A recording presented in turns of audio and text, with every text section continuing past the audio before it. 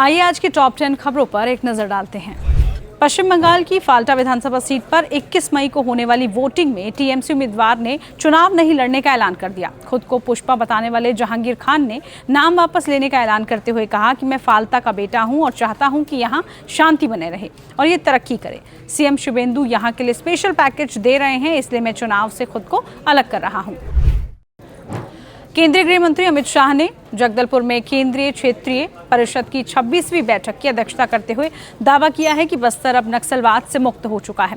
उन्होंने कहा कि 31 मार्च 2026 से पहले ही सुरक्षा बलों के प्रयासों से नक्सलवाद का पूर्ण उन्मूलन कर दिया गया है। मैं 31 मार्च 2026 के बाद पहली बार बस्तर में आया हूं। यहां मध्य क्षेत्रीय परिषद की 26वीं बैठक थी और कल से मैं यहां पर हूं। हर जगह पे बस्तर की जनता में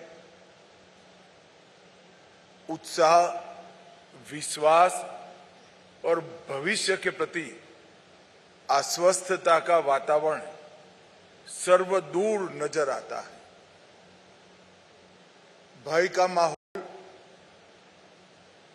बंदूकों के साये में जीवन जीने का औथार आज समाप्त होकर एक मुक्त सांस पूरा बस्तर ले रहा है। हम सब के लिए ये बड़ा आनंद का विषय है कि बस्तर नक्सल मुक्त हो गया है। मित्रों, इसमें कुछ तिथियों का बहुत बड़ा महत्व है। पहली तिथि 13 दिसंबर 2023, जब छत्तीसगढ़ में भारतीय जनता पार्टी की सरकार श्री विष्णुदेव साय जी के नेतृत्व में बनी। क्योंकि केंद्र में तो मोदी जी की सरकार पहले भी थी, परंतु यहां पर कांग्रेस की सरकार थी। और मैं निसंकोच कहना चाहता हूं, ढेर सारी ऐसी नॉन बीजेपी सरकारों ने नक्सल मुक्त अभियान में हमारा समर्थन किया है, मगर छत्तीसगढ़ की कांग्रेस सरकार ने नक्सल उन्मूलन अभियान में हमारा सहयोग नहीं किया।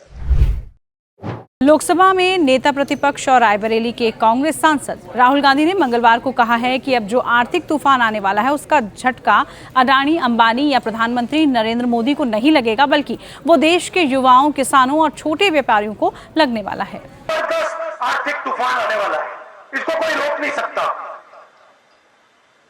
और ऐसा आर्थिक तूफान आने वाला है जो आपने और हमने पहले जिंदगी में कभी नहीं देखा। और चोट किसको लगेगी? अंबानी, अडानी को नहीं लगेगी। वो अपने महलों में बैठे रहेंगे, उनके महलों में चारों ओर सिक्योरिटी होगी।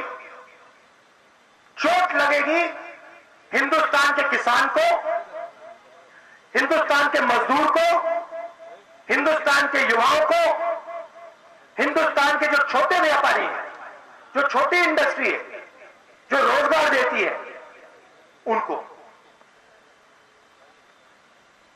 अब हम कह रहे हैं, महीनों से मैं कह रहा हूं कि आर्थिक तूफान आ रहा है, आप तैयारी कीजिए,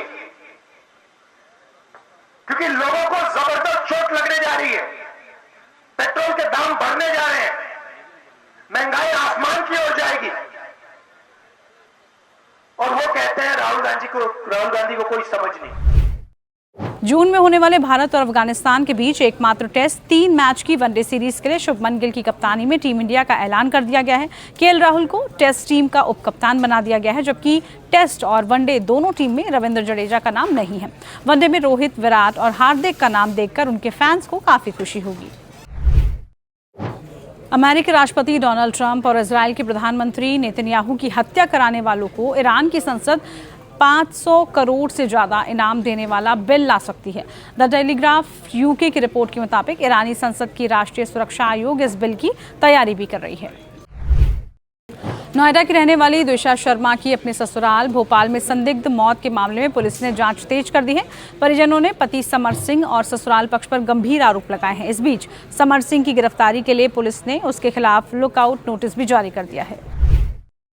अमेरिका की तरफ से मिलने वाली प्रतिबंधों की छूट खत्म होने के बाद भी भारत रूस से कच्चा तेल खरीदना जारी रखेगा। पेट्रोलियम मंत्रालय की ज्वाइंट सेक्रेटरी सुजाता शर्मा ने कहा है कि अमेरिकी प्रतिबंधों से हमारा इंपोर्ट प्लान पर कोई असर नहीं पड़ेगा। उन्होंने कहा कि भारत के कच्चे तेल खरीदने के फैसले के मुख्य रूप से व्यावसायिक दृष्टिकोण और पर्याप्त आपूर्ति उपलब्धता पर आधारित होते हैं।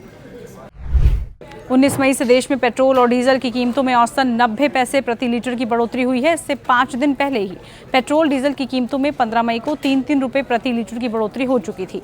अब 15 राज्यों और केंद्र शासित प्रदेशों में पेट्रोल 100 रुपए लीटर के ऊपर बिक रहा है। वहीं 17 में डीजल की कीमत 90 रुपए प्रति लीटर से ज्यादा हो चुकी है। सोने चांदी के दाम में 19 मई को बढ़ोतरी दर्ज की गई। Indian Boolean and jewellers association के मुताबिक 10 ग्राम 24 कैरेट सोने की कीमत 1,168 रुपए से बढ़कर 1,59,000 रुपए पहुंच गई है। वहीं 1 किलो चांदी का दाम 2,151 रुपए से बढ़कर 2,70,000 रुपए में पहुंच गया है। राजस्थान रॉयल्स और लखनऊ सुपर जायंट्स के बीच आईपीएल का 64वां मैच खेला जा रहा है। ये मुकाबला जयपुर के सवाई मानसिंह स्टेडियम में हो रहा है। राजस्थान के लिए प्लेऑफ की रेस में बने रहने के लिए आज हर हाल में जीत दर्ज करानी होगी। आज की टॉप 10 खबरों में फिलहाल के लिए इतना ही।